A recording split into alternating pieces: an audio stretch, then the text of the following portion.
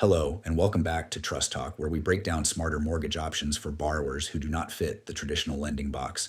I'm Jason Nichols, your host and CMO at Truss Financial Group. And I'm Jeff Miller, CEO of Truss Financial Group, ranked by Scotsman Guide among the top 10 mortgage brokers by volume. Let's get into today's topic.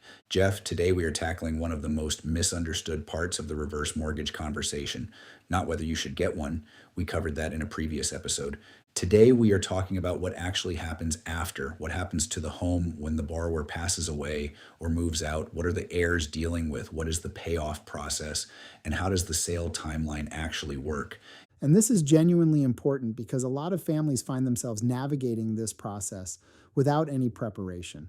The borrower passes away, the heirs are grieving, and suddenly they have a loan they did not know much about and a timeline they were not ready for. So today we are going to walk through the entire post-reverse mortgage process clearly and honestly so that both borrowers and their families know exactly what to expect. Because the more you know up front, the smoother it goes for everyone involved. Let's get into it. Jeff, let's start at the beginning.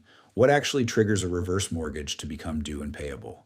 There are three main triggers. The first and most common is the death of the last borrower on the loan.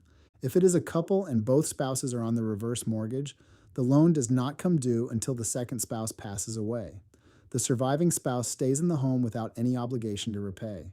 What about if the borrower is still alive but moves out? That is the second trigger. If the borrower permanently moves out of the home, whether that is to an assisted living facility, a nursing home, or to live with family, and they are no longer using the property as their primary residence for 12 consecutive months, the loan becomes due. That 12-month window is important. Very important. A lot of people do not realize that a temporary absence, going to a rehabilitation facility after surgery, for example, does not trigger the loan. The key word is permanent. It has to be a permanent change of primary residence. And the third trigger? The third is failure to meet the ongoing obligations of the loan. Property taxes, homeowner's insurance, and basic maintenance of the property. If the borrower stops paying taxes or lets the insurance lapse, the lender can call the loan due. That is actually one of the most common ways reverse mortgages go wrong. Not because of the loan structure itself, but because the borrower stops maintaining those obligations. So the loan has ongoing responsibilities, even though there is no monthly mortgage payment. Exactly. No monthly mortgage payment, but the taxes and insurance are still the borrower's responsibility. Always. Okay, so the loan is triggered. The borrower has passed away or permanently moved out. What happens next, and what timeline are the heirs working with? When the loan is triggered, the lender sends a notice to the estate or the heirs informing them that the loan is due. From that point, the heirs typically have 6 months to satisfy the loan, and that 6-month window can usually be extended up to 12 months if the heirs are actively working toward a resolution. So there is not an immediate demand for payment. Not at all. The process is designed to give the heirs reasonable time to figure out their options, and they have several options available to them. Jeff, can you walk us through those? Option 1 is the most straightforward. The heirs sell the home. The sale proceeds pay off the reverse mortgage balance, including the accumulated interest. And if there is equity remaining after the loan is paid off, that equity goes directly to the heirs. So if the home sells for $700,000 and the reverse mortgage balance is $400,000, the heirs receive $300,000. Exactly. And that is the scenario most families end up in when the home has been appreciating over the years. The loan balance grows, but so does the home value. And in many markets, the appreciation outpaces the loan growth, leaving meaningful equity for the heirs. What if the loan balance exceeds the home value? This is where that non-recourse protection we talked about in the previous episode becomes critical.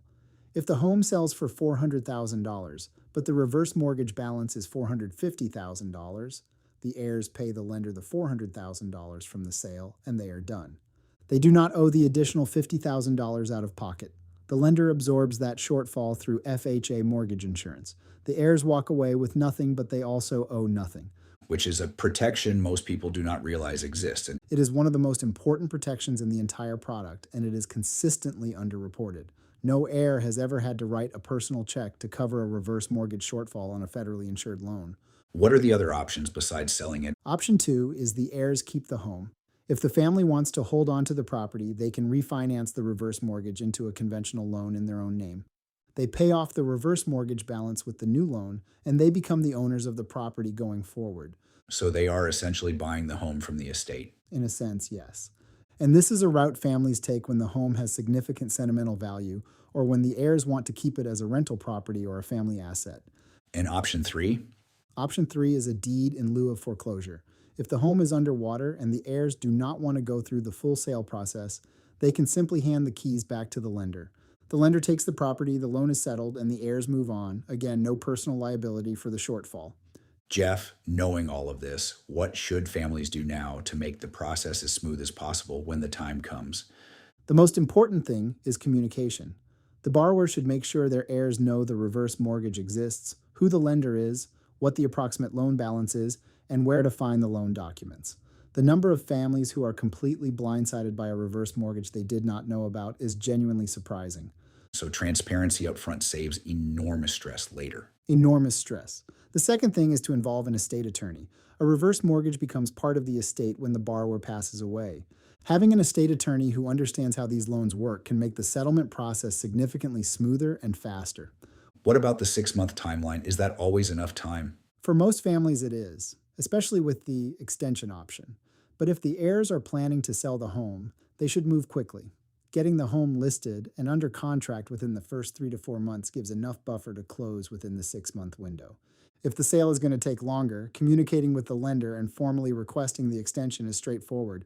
Lenders would rather work with families than go through a foreclosure process. And at Trust, do you work with families who are navigating this process? We do. And we also work with borrowers who are considering a reverse mortgage and want to make sure their family understands what the process looks like before they sign anything. Because the best time to have this conversation is before the loan closes, not after. Getting the family on the same page from the start. It changes the entire experience for everyone involved. The borrower feels good about the decision. The heirs understand what to expect. And when the time comes, there are no surprises.